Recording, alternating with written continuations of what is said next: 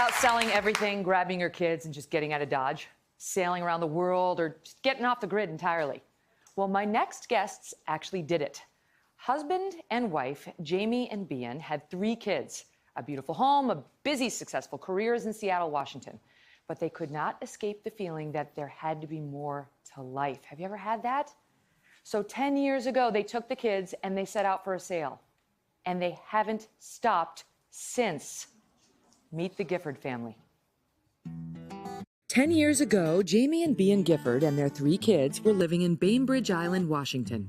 So Jamie had a business. He imported and distributed medical equipment, and I worked in advertising and digital advertising. Despite the comforts of land, they had a love for the ocean. The boat was a place of, happy family time when they had undivided attention from mom and dad, where our normal weekday life on land was kind of chaotic. One day, Jamie remembered a dream he had from childhood. I first had the idea of doing this when I was probably about 11 or 12 after having read a book of a kid who sailed around the world, and so that's what I wanted to do. Just like that, they gave up life on the mainland for a life at sea. We had intentions to go south, to get to a new country, to be in warm water.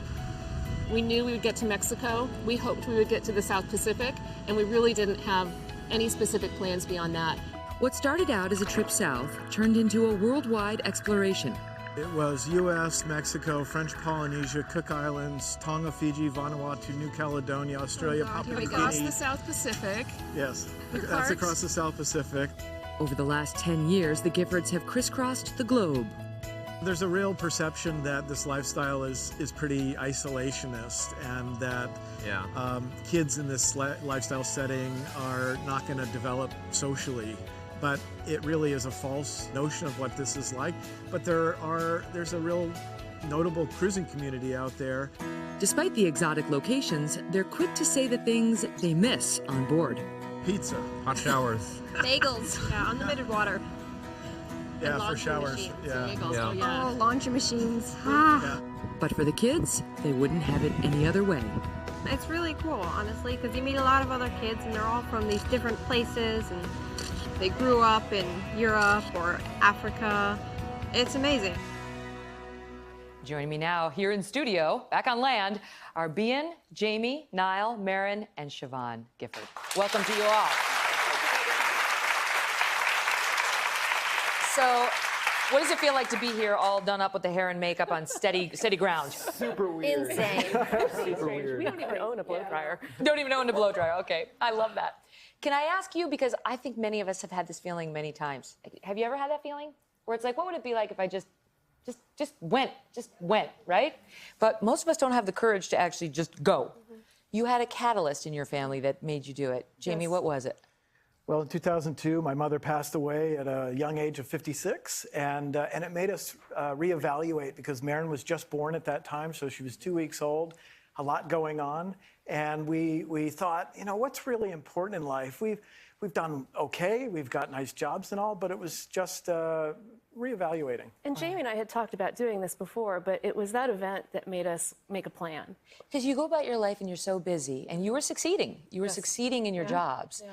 But what is success? Success for us now is this time we've had together as a family. But at the time, I mean, we stepped away from just the ramp up of peak earnings years. It was the most foolish thing in the world to do by conventional standards. You had a minivan, for God's sake. Yeah, we almost had a picket fence and a dog. So is it true you didn't tell the family, like the extended family, you were going to do this until right before, because you didn't want to be talked out of it? Well, a lot of our family actually knew, but a lot of our friends and our coworkers did not know much about it. I couldn't talk about it at work. I didn't want to be seen as a short-timer. Yeah, and right. I know it was hard for us sometimes to share it with friends, because not everyone understands what we're going to do, and we're going to do it. Why surround yourself with negativity from people who will come from a negative place with the questions they ask you? Yeah, very nice. Now, you are sailors. We should note for the record, like if you're thinking about doing what the Giffords have done, they are actually very good sailors and were before they started, right? You sailed in college. I sailed in college. Jamie sailed professionally, but sailing is actually not a prerequisite, and it's possible to step into this life slowly.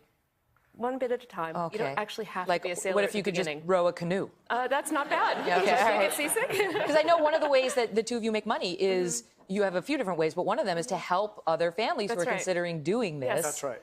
Ease into the lifestyle. Well, We and help it them doesn't with- have to be by a sailboat. It could be by different means. Part of what we like to promote is the idea of just stepping out of the mainstream routine for a while, whether it's 3 months or 9 months or 5 years, whatever, it doesn't matter. It doesn't matter the modes of transportation. It's just breaking that routine to do something different. And it's a very eye-opening perspective. So, Niall, how old were you when you guys started sailing? When we started, I was 9 years old. Okay, so you have a conscious memory of life on.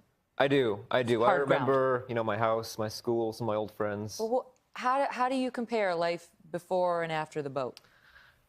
Life before the boat was routines, waking up in the morning to go to school, hanging out on the weekend, my parents being at work. And life after is I'm with my family all the time, and I get to go to places all over the world. Right. Is that a good thing? Yeah. And I've been all over the world. I've been to places that I heard about when I was little and I wanted to go, and I've been able to live in them and see all kinds of things that you read about and, see in movies. And it's hard to compare because it's so much better. Wow. All right, so how do they go about socializing the kids? How do they go about educating the kids? And what is everyday life like for this family? How do they do their laundry? We're going to find out right after the break. We're back now with the Gifford family. They've been living on their boat and sailing around the world for the past 10 years together as a group. So, Megyn, you're the middle child, right? How old are you? 16, yeah. All right, so how do you do things like laundry on a day-to-day basis? Oh, actually, that's not me so much as Siobhan. She usually gets done for The young one has to do the laundry? Yeah. How do you do it, Siobhan? So we have a nice 5-gallon bucket. It does everything for us. It's like you fill it up with water and soap and you squish it around. It's very manual. And whenever we're on land or staying with friends, we're always like, let's go do laundry. It's just you have to push a button. That's it. Right.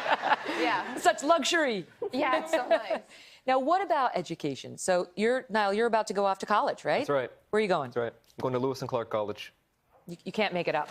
You can't make it up. You're going to Lewis and Clark. So how's that going to be for you, right? What a change. It's going to be some culture shock. I am glad that I'll be able to live on land, my grandparents' house for a little bit and get used to land life again. I think if I went straight to a dorm from the boat, it would be just insane. Mm-hmm. Now, Megyn, as a teenage girl, most teenage girls don't like their parents very much. Just for a short period of time, then they come back to you, I hear. Yeah. So what's the dynamic like in your family? It's pretty easy. I mean, You like your parents? well, Okay, so you're normal. relatively normal, yeah. But do you miss going to prom and the things that you'd be doing in regular school? I don't know if I'd ever want to go to prom. I'm not into the whole dress thing. Right. How many items of clothing do you own?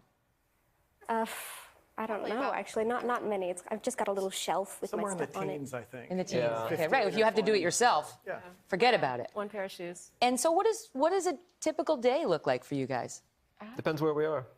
Yeah. So we're either anchored or at a dock somewhere, and it's probably not totally different than land life. The kids get up and catch a bus. Oh, no, wait a minute. No. Yeah. Okay. No, they don't. They spearfish. Yeah, spearfish sometimes, or we'll plan a field trip of the day if there's some interesting historical place nearby, or go and get good food or whatever. Because you're docked up most of the time. How much do you sail and how much are you docked up? So underway at night is what we call a passage, and that is only 5% of the time. So really, we're always near land, or mostly near land and people, and it's very social, and we like land. We're not isolationists. You sail only at night? Is that scary? It's not scary at all, actually. It takes a little getting used to, but once you're comfortable, it's fine. And it means someone is always awake. I mean, you don't go to sea, sail, and go to bed at bedtime. Right. What about the bad weather? Standing. Well, bad weather, it happens, but we take great pains to avoid it. So we're very rarely in bad weather. Squalls are a fact of life in the tropics, and so if we need to, we'll take some evasive measures. We have a big pause button down below. Just hold. You got the Encyclopedia Britannica. And is there any other formal education that, I mean, obviously something's working because you're going to Lewis and Clark University, but how did you educate them? How are you educating them? Well, early on, we had more structured curriculum like you might find at a land school. Then we went to Australia, and where we promptly ran out of money. And so we went to public school there for 6 months. And after that, having had that land school experience and going back to homeschooling, we did a lot more experiential learning. And now I'm going to college. Wow. Did you SAT prep in your boat? SAT, ACT, yeah. I tell you, this is amazing. I admire your courage and your closeness, all of you. Are you going to Lewis and Clark too? Is that the goal? Maybe, maybe not. All right. Yeah, we'll see. Well, we'll continue to follow it. Thank you for the healthy dose of inspiration. Thank you. All the best to you. Thank you for having me. Good luck. Bon voyage. We'll be right back. Hello, Today fans. Thanks for checking out our YouTube channel. Subscribe by clicking that button down there and click on any of the videos over here to watch the latest interviews, show highlights, and digital exclusives.